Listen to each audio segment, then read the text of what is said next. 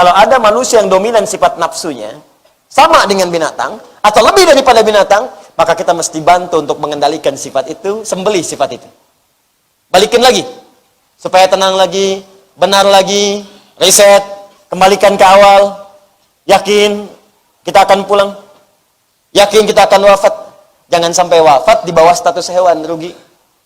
Jangan sampai wafat di bawah status hewan, rugi. Jangan sampai wafat di bawah status hewan, rugi. Anjing seanjing-anjingnya dianggap najis dengan segala rupa, tapi ingat, ada anjing yang punya jasa sangat besar sampai diabadikan dalam Al-Quran. Anjing yang sahibul kahf itu, penjaga gua itu, yang sangat luar biasa. Jangan sampai status kita merendahkan hewan di dunia, tapi oleh Allah dianggap lebih buruk daripada hewan, balhum adal. Nah, makanya kita mesti punya satu momentum untuk mengembalikan keadaan kita, harus kembali ke asal mula. Harus kita hilangkan nih. Kita sembelih sifat-sifat buruk itu. Nafsu itu, yang seperti hewan itu. Bukan manusianya, sifat hewaninya. Karena dilambangkan seperti hewan, maka kita sembelih hewannya. Supaya kembali dan menyadarkan kita, jangan sampai kita seperti sifat hewan yang dominan ini. Sembelih.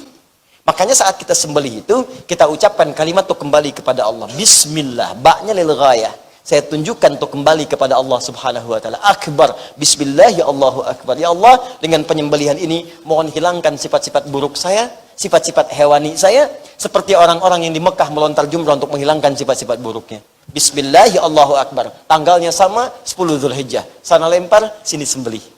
Makanya yang pertama dilempar di tanggal 10 itu jumrah Aqabah. Aqabah melambangkan nafsu. Lempar dulu yang nafsunya. Di sini yang disembelih hewan, sifat hewani, nafsu tadi. Begitu disembelih selesai, bismillah, Allahu akbar, kita menghadap ke arah kiblat, kemudian kita berdoa. Karena itu disebut dengan adha, mengambil makna udhiyah, menyembelih hewan di waktu duha untuk menghilangkan sifat-sifat hewan yang melekat pada diri kita, sehingga lahir sifat ketenangan dan ketentraman dalam diri kita. Makanya orang-orang yang selesai dia Idul Adha-nya, penyembelihannya menjadi lebih dekat hubungannya dengan Allah.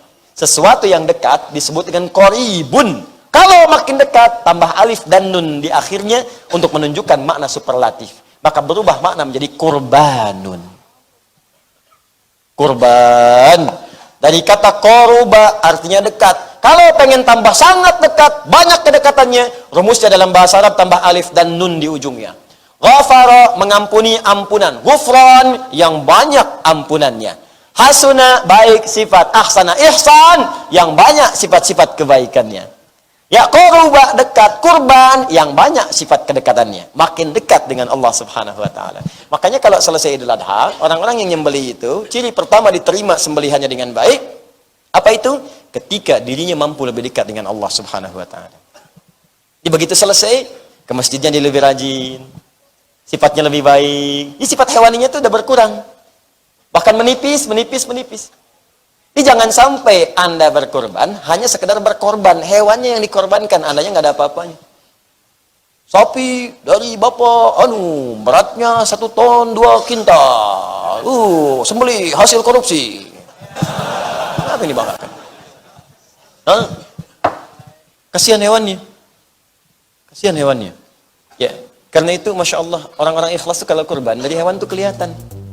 Tenang tuh hewan tuh, lembut, pasrah, gitu kan.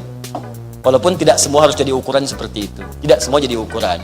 Bisa jadi tafsiran tuh bisa banyak. Hewannya ngamuk-ngamuk, ini tandanya nafsunya banyak, ya kan? Dan juga jangan ada kirata lah, kira-kira nyata. Ilmu seperti itu dihilangkan aja, ya.